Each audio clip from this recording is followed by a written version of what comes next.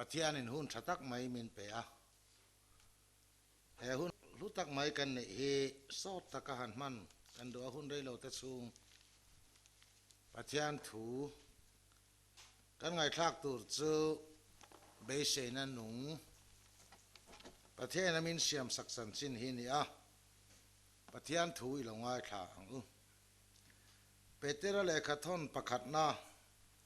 bung khat chang thum thu hi kan lalpai so krista pathian le pa chu fakinom ro se ani chuan a khoi na na satak ang zelin mithizinga ta isua krista thole na wangin be sena nung muturin minusing le a ti kan mu a ten thutlung lui lama zopale khabu bung som le pakwa chang som ni le panga atanga som ni le pasari hi longai thazui le ila katlan tu chu nung ti kharesia nakina chuan le hian alo la dingang kavun hi ti chia ta om nuin kati sign pathian kalam huang ke matan ngei kalam huanga kamitin ala thirang midang ni lovin kachunga karilwa chaw ta ten sambu number samli le pani na sam number samli pani chang som pakhat thu o kanuna nga ngai kun reng nga ngai kachunga heni buai ni pathian be sero ama chu kala fakdon sia ka mel ti dam tu le ka pathian chu sam number samruk le pani changa kanun na pathian chong ngak ro ka be se na hi ama ne na tanga chuwa kan sia ama chau chu ka lungpui le ka chandam mani ka kulbing sang ania kang hing lawang pathian ne na ka chandam na le ka ro puina oma ka chakna lungpui le ka in hum him na chu pathian a om nang ni mi pui te u eng lai puina ma chu ring ula in thin lung chu ma chuan le bor u pathian chu kan tan in hum him na ani lal pana thu kan za ta mal min som sakro se amen pathian thu cha han puan kan than du hi chu be se na nung ti ani a kan tun lai khovel hi kan sia in sil thar po ngai om love man de watang to khan kan nun hi be dong tak tak te taksa le tharawa be dong te kan om chin voin thleng hian min la chia renga min la chim reng ani ten pathian ko ran ho po ka han lim china ka han lom chin takna revival harna te po min han chim chin nima selangin kan tlo lo le china man tlak tak tur ka han be se te po hen lo chaw le chin chutiang zelin chung kotin po hi kan ei zon na konga te kan ril ru kan ngai tu na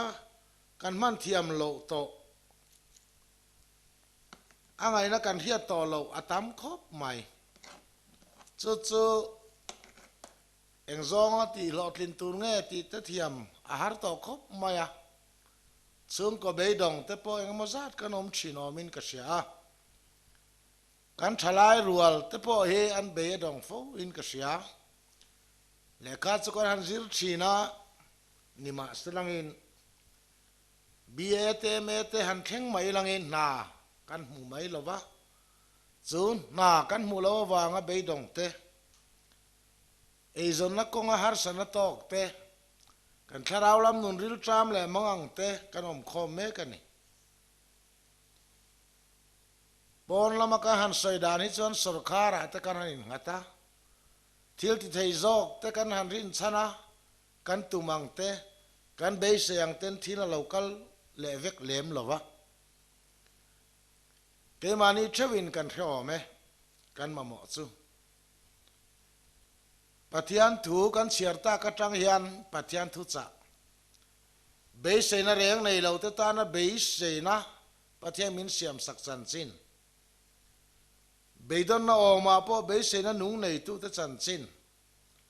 hei he kan nun hian amamo tak zet in ka sia ten kan tharau lam nun hi chen khat chuan ma son theilo le in kan in ngai ani mai theye adik na thui tak po min ka sia heng zong zong a hian be se na living hope sa penanti be se na nung a hi kan mamo kan ram kan nam ko rami pui te hian kan mamo tak takin ka sia sam jek tu chuan o kanun na enga nge ka chunga heni kun reng mai le I pathian be se ro a mela dam no ma wang chuan ama chu ka be se ni ati tlat mai kan nun he lunga ya room ani mi then khat chu dam do ina te mani khuma te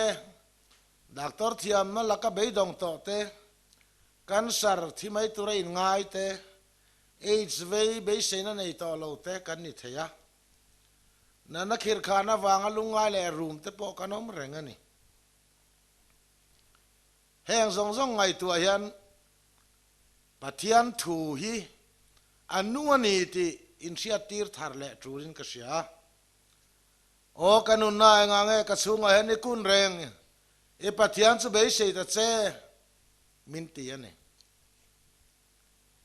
unaw te pathian ni lo kan be se thin na hi chol sana hun ta lalpan ni lova kan be se na kan in nga thin na hi kan top ngam a hun le in ka sia sarkar chu thamo thalove mo officer thil ti thei zo kan ni emo minister thil ti thei zo kan ni emo eng po ni ro se kan chung te kan chian te pon niang kan in nga na tur kan be se lungphum kan be se na in nga na chu pathian tu in min sil chu kan pathian hei hi kan be se in nga na ani hun una pathian mi te nun hi lo par chuak thina alo al chuak thina alo lim chuak thina chu lungai na tang chan lom na mangan na tang in thamuan na lungai na tang in thamuan na alo theng chi bedon na tang a be se na eng min siam sak to hi kan pathian hi ni sam jek tu vekin kanun na pathian chang hak ro ka be se na hi pathiana chuanin a omani ati tlat mai asai thiam le in ka ria sam jek tu hian kanun na pathian chang hak ro ka be se na hi aman he na tang chuwa kan sia ati tlat ani kan be se na hi aman he na tang chuak ti lai he kan soi non le du chu ni eng tinga kan be se thayang kan ti fo thin pathian hi pathian kan be se na turi pathian he na tanga lo chua kan ni etian ni chu male thian te unaw te ke mani atang chon pathian kan be se thiam to lova ke mani atang han pathian be se dan turi kan ngai tu thiam to lo chawang chon he sam jek tu po hian ke mala matang chon ka be dong to kanun na kong nga hian be se tur ka mu to lova ka chung tia hian ka tho pui ten be se tur ka nei to lo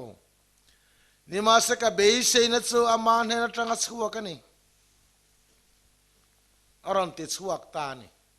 kan be se nei pathian he na tanga chhuak tur ani tlat mai chumi om zia chu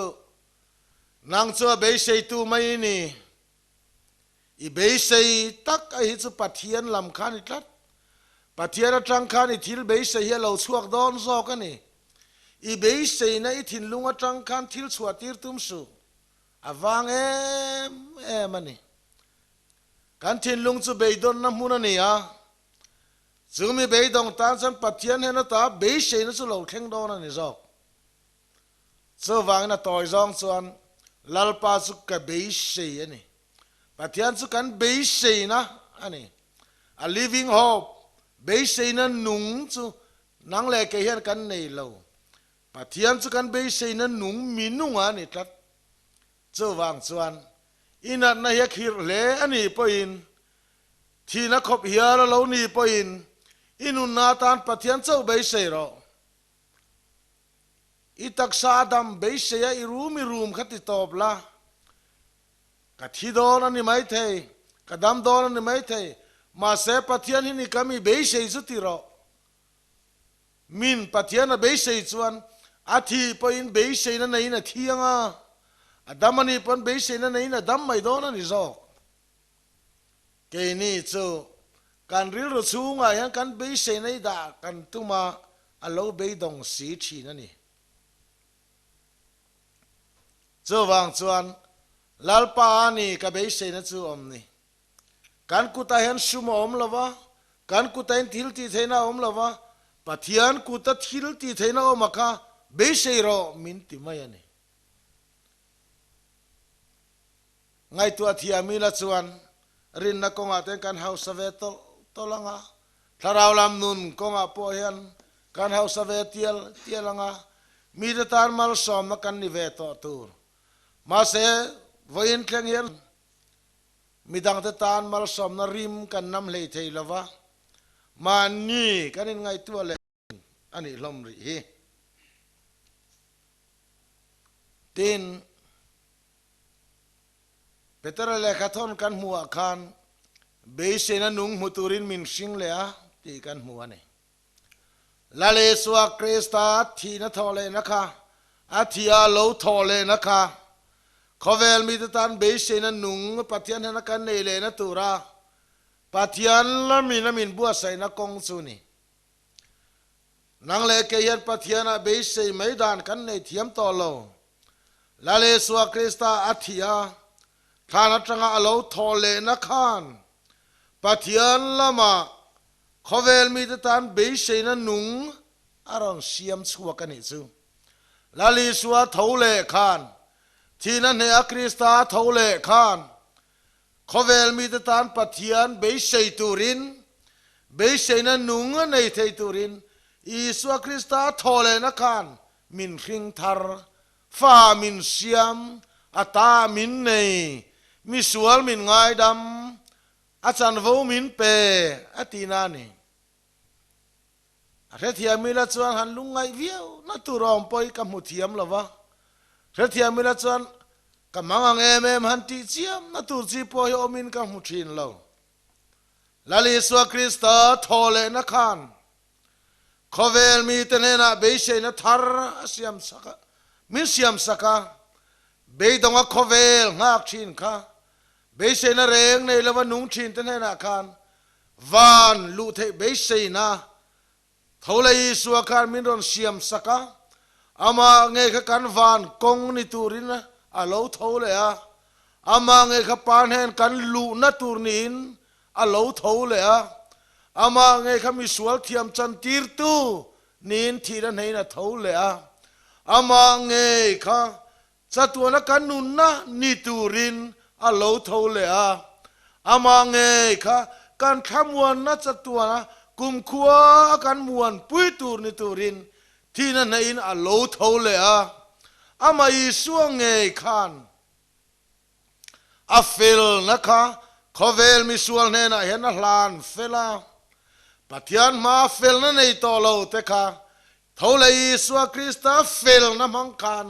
pa pathian ma fel na nei na mel kan mu thei don ani thiam lo chang te kha thiam a chan tira a thole na khan sual wanga thiam lo chang te thiam min chan tira a thole na khan mi sual bolo te hi krista thiang lim na in min sing thar fa min siam ta alo ni a zona chuan ngai te upa min mangai nei avana sem pathian fa avoin min vua ta khi chutia vua mai chu kan ni reng ania hemi awang hian ania khovel bin sia thei hau lo ni ti fa vua adopted son fa vua khin ni ve hau lo nui na chula tanga khin ni ve lo puma tanga lo chuang ni ve lo avua asiam ka fa inita la le so krista thole khan pathian fa avo in min vua apuan in min puan saka apomin min pom top mai he ao ya piang kan ni lo ni ringot mai ni asai po ka sai thiam chuang big lo fa min vua tu be sei tu fa min vua tu lungoi pui tan hian avat luem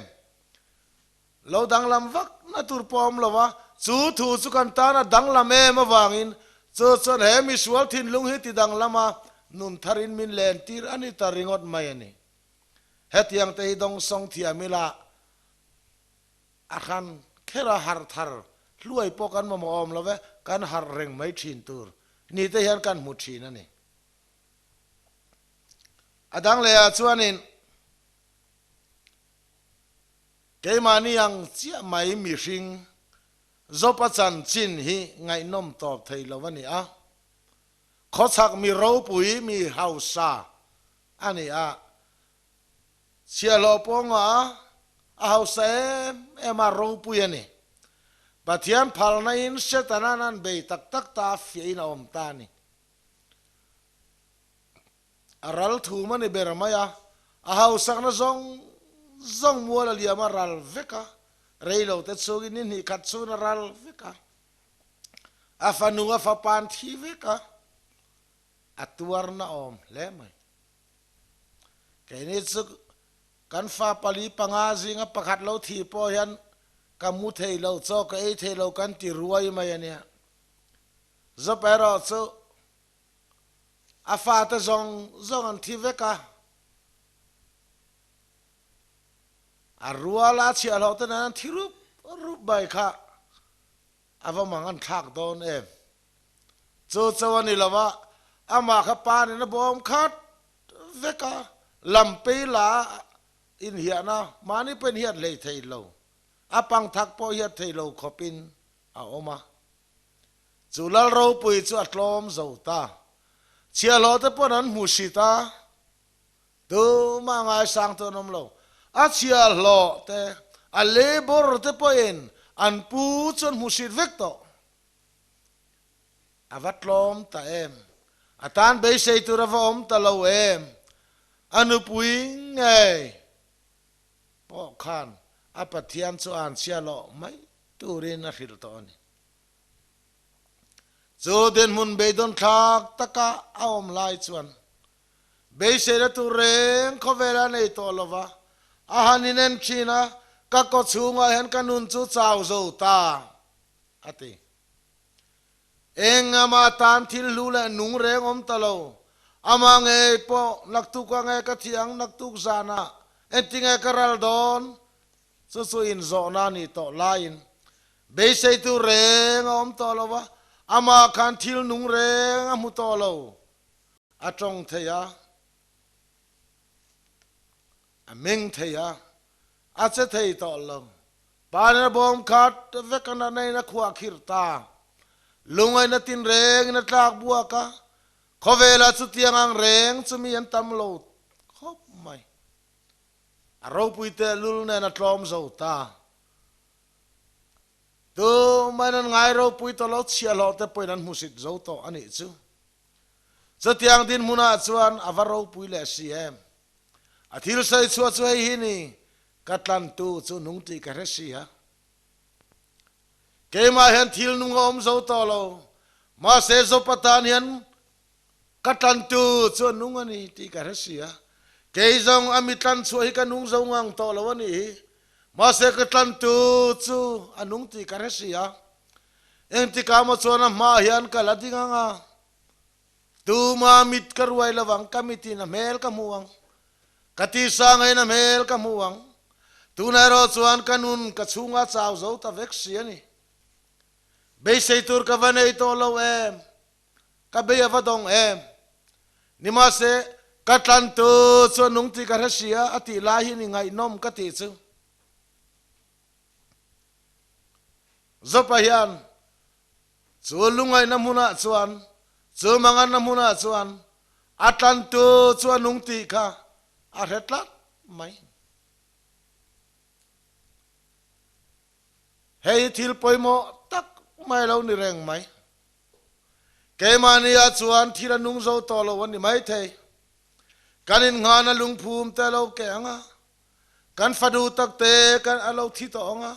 kan nu pui te kan pasal te kan ei zong tu ber ten muan lo liam ni lo theng mai thei nana khuma lungain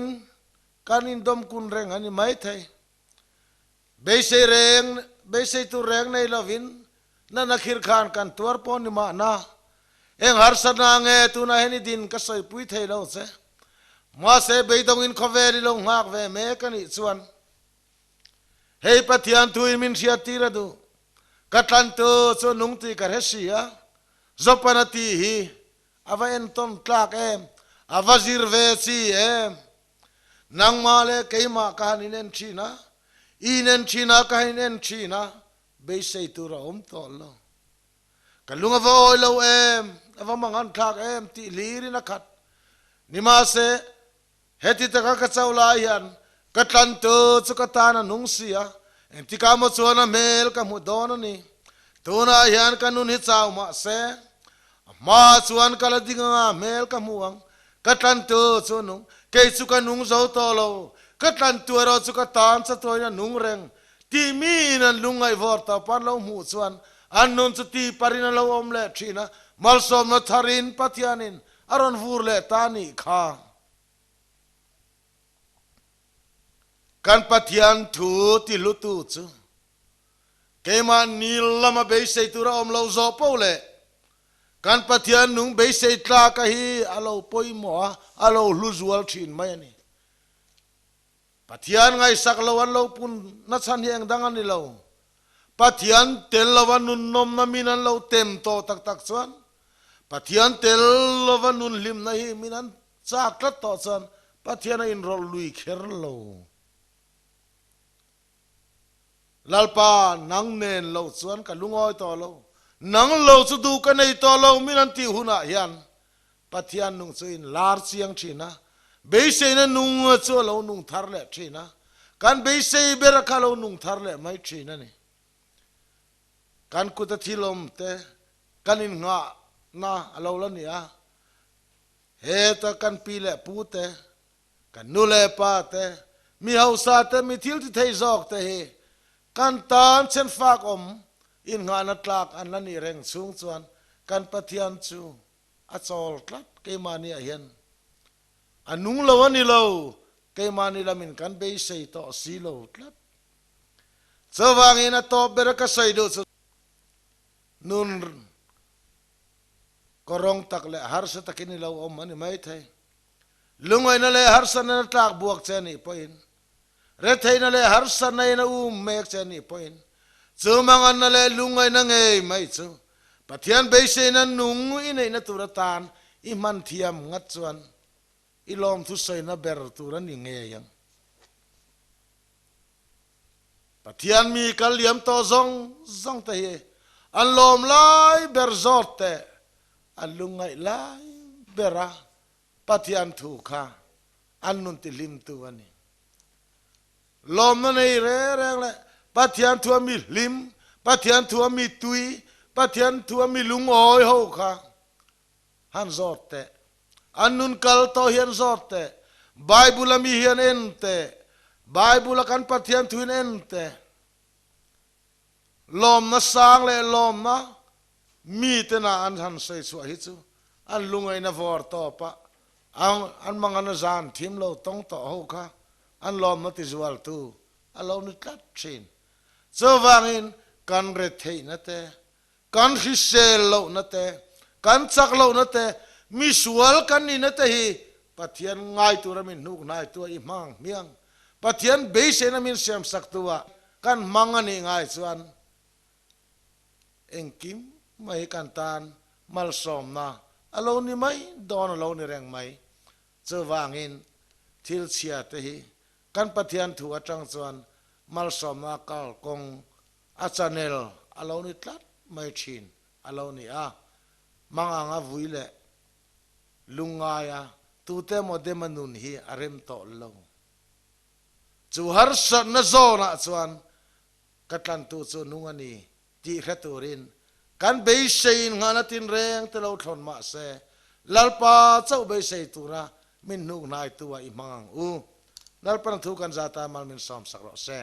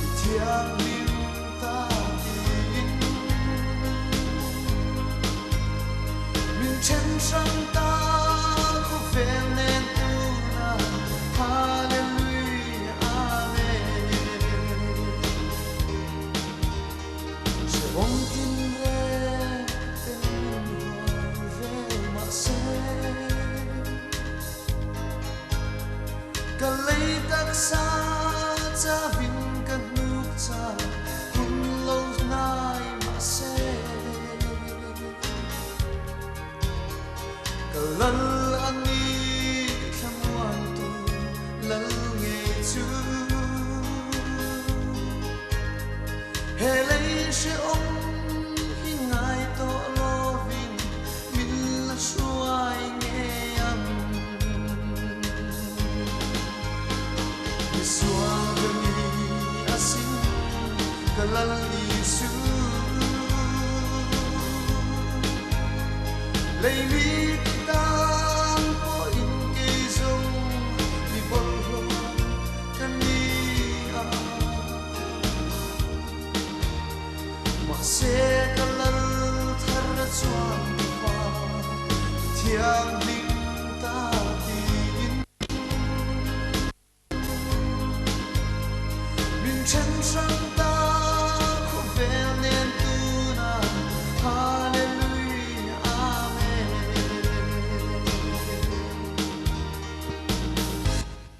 Nalban faklamul surma se